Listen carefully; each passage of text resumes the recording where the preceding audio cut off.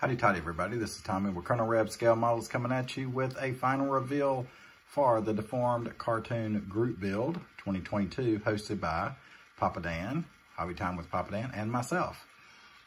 Well, here is the number 5 in this series of Tiger models. It is a cute plane series, so this is the Supermarine Spitfire, the British fighter, famous British fighter. Probably their best fighter of the war, in most people's opinions. And this is basically just box stock. There's nothing added to it, and it pretty much matches the box art, okay? I did the color call-outs as close as possible to the Tamiya colors that they had on the bottom of the box. That's the cutout of the bottom of the box. Great little kit. I love these little cute planes. They go together really well. They're a press fit, kind of like a Bandai kit. They're pretty detailed, as you can probably see. It's got recessed panel lines. It's got a propeller that will spin, okay? And the wheels will roll, and it has flaps that you can let go down, or you can glue them into place. The rear, I guess those ailerons, I don't remember, on the tail fins, and those don't, but I guess you could if you wanted to cut them. But it's actually pretty good inside cockpit. I'm gonna stop it right here and see if I can zoom in a little bit. I was real happy with the way the canopy came out. Okay, so let me see if I can get in here without a glare.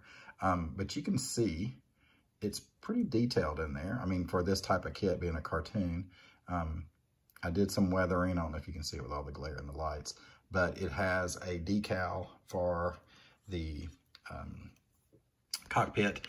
If you don't want to use the decal, there is a another part that's molded into with the gauges. So if you want to paint them and pick them out, you can do that, or you use a flat, the flat shape of the cockpit, and you put the decal on it. So this is my Spitfire. The only issues that I had were, I didn't quite fill in the gaps along the wings here, because that's the top piece, and then the bottom is one piece like that. I didn't do any putty or anything like that. I just pushed everything together. The fit is really good. Oops. The fit is really good. The only thing was, because I took it apart, pulled it together, took it apart a couple times, I think I may have stressed some of the plastic, because, I don't know if you can see it on the camera. Let me see if I can try to get it in there. That wing root right there was a little bit of a gap. I tried to close it up with some Tamiya glue. It didn't quite pull it all the way together, but had I not been pulling it apart and messing with it, it probably would have. It was really tight to begin with.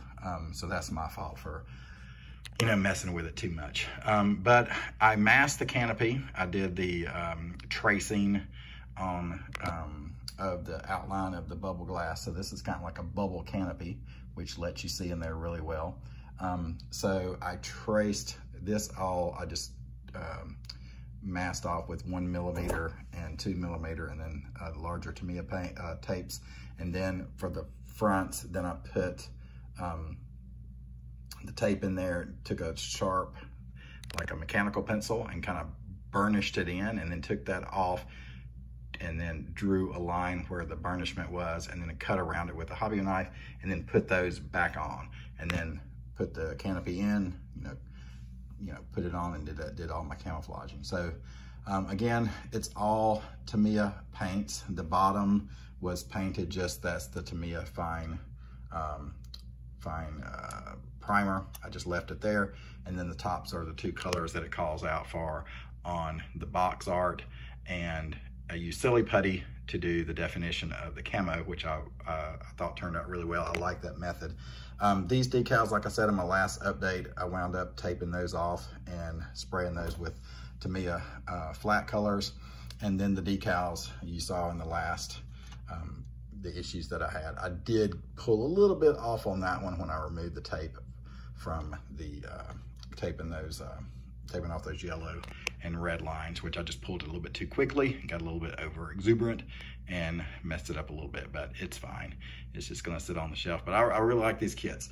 They're really fun. They're not too expensive. I would like to get the rest in the series, because I have now done the Warhawk and now the Spitfire, so I'd love to do this LA7. I love that color scheme. I've got similar color scheme on a paint, on a plane, a 72nd scale plane I've been working on in the background.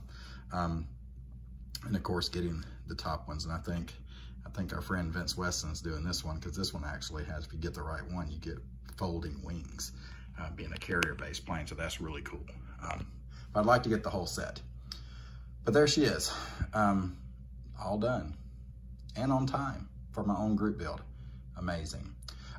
So just like to thank everybody that's gotten involved. I know y'all probably seen Papa Dan's video, and we're gonna do an updated builder list soon as we get closer to the end of the month. So for those that we might have missed on the first one, we're gonna include you and maybe some more that get in toward the end of the month. There's still time to join, fellas.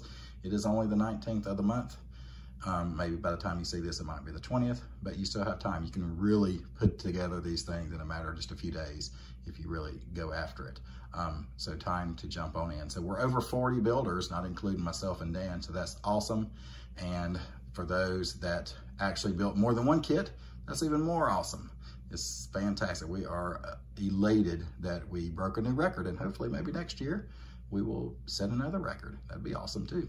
So again, thanks to everybody for joining in. Thanks for everybody for watching my videos, subbing my channel, giving me thumbs up, giving me comments. I like to try to respond to the comments in a timely fashion. Sometimes it takes me a few days, but I'll try to get around to those. And as always, hotty toddy and God bless.